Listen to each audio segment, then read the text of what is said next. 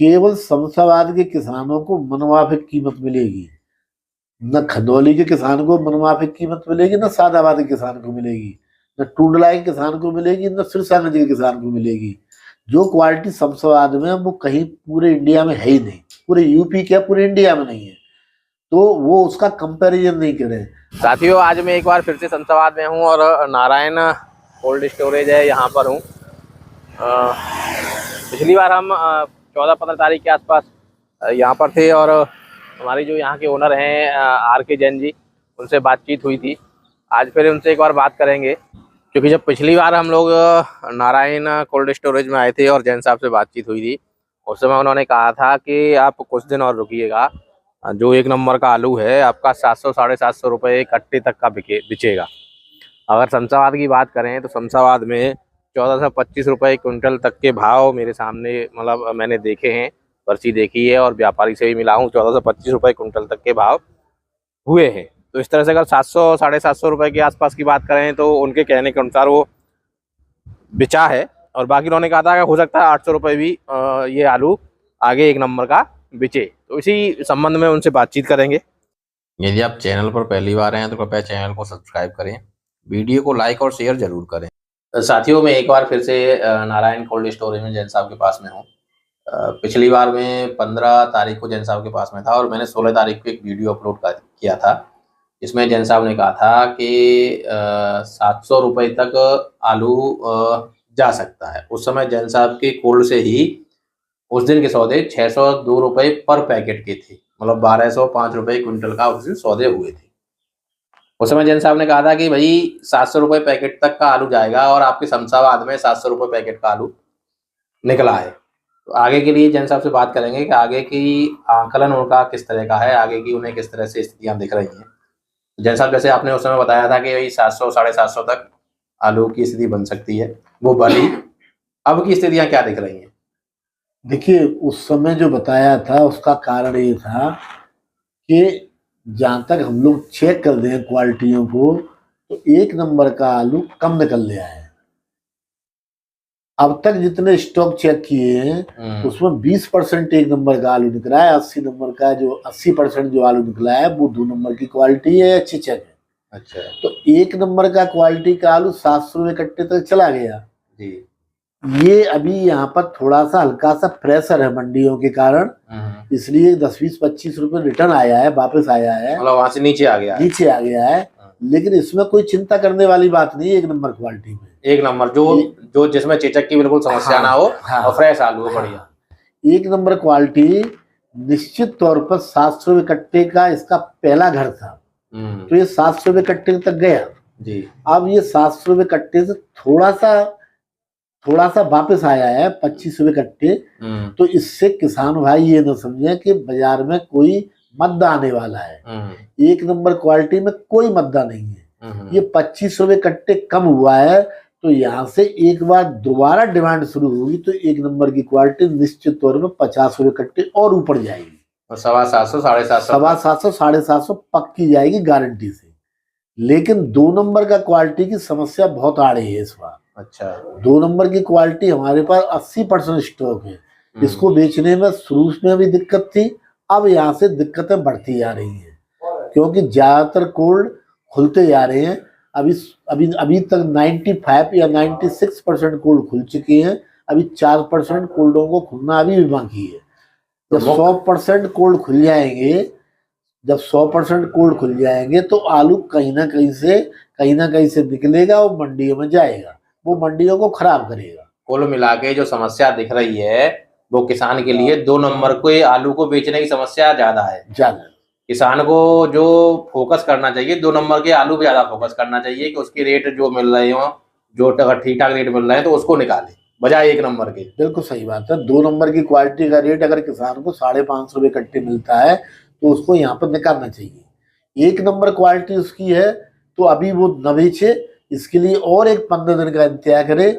निश्चित तौर पर उसको बाजार मिलेगा, 750 रुपये कट्टे ही मिल सकता है, उससे ज्यादा ही मिल सकता है। लेकिन 2 नंबर क्वालिटी को या 3 नंबर क्वालिटी को वो रोकने की चेष्टा ना करे, उसमें उसके लिए सिवाय नुकसान के अलावा कुछ भी नहीं। अच्छा, जो 700 रुपये कट्टे की बात कर रहे हैं हम या 1400 रुपये क्विंटल की बात कर रहे हैं हम, तो ये रेट मुझे अपने शमशाबाद में ही दिखा। बाकी दूसरी जगहों पर जा रहा हूँ मैं, तो वहाँ पे अच्छे क्वालिटी के ना जो 1 नंबर का आलू है उसके 1200 साढ़े 1200 तक के, हद से हद 1300 तक के रेट दिख रहे हैं।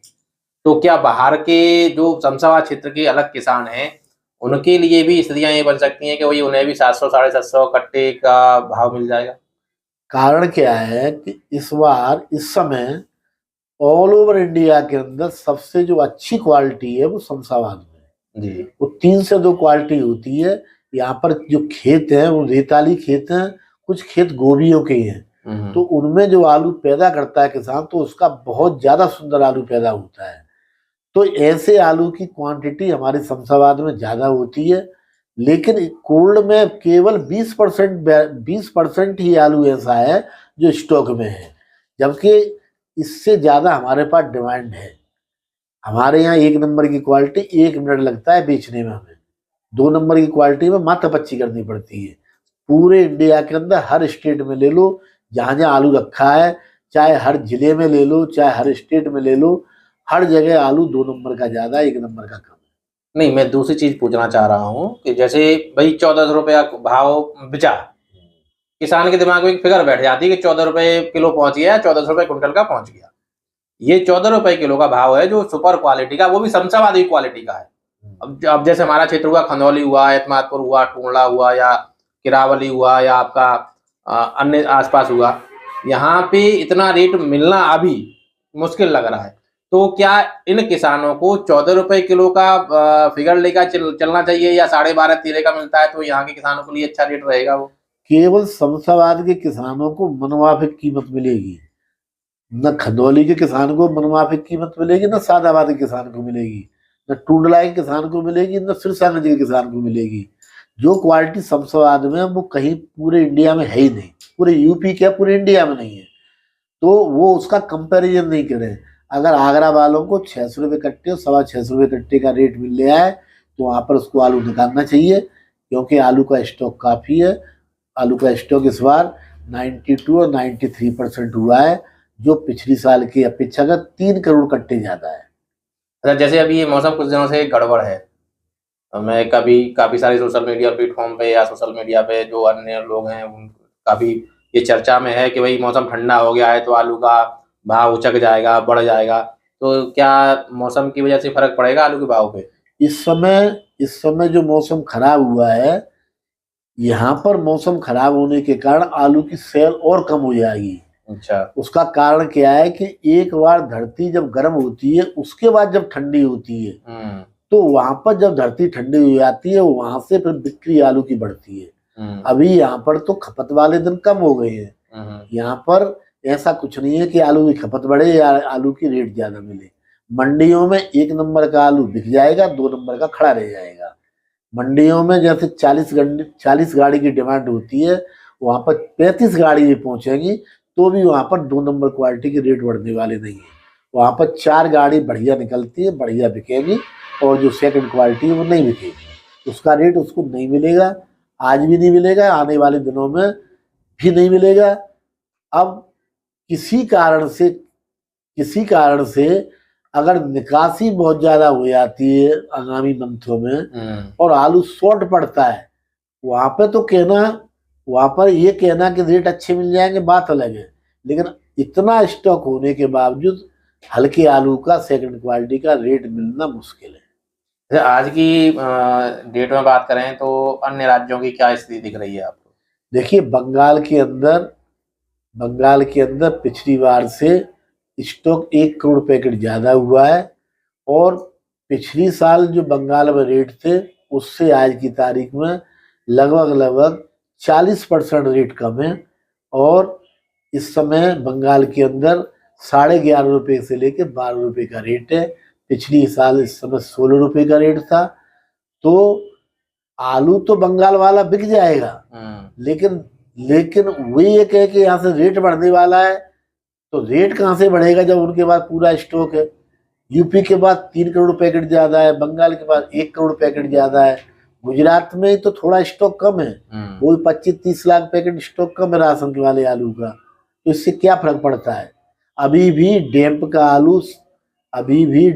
आलू यूपी का फर्रुखाबाद में 60 गाड़ी डेली आवक हो रहा है, जबकि हमारे शमशाबाद में भी अभी 20 गाड़ी पर डे दिल्ली में डंप की जा रही है।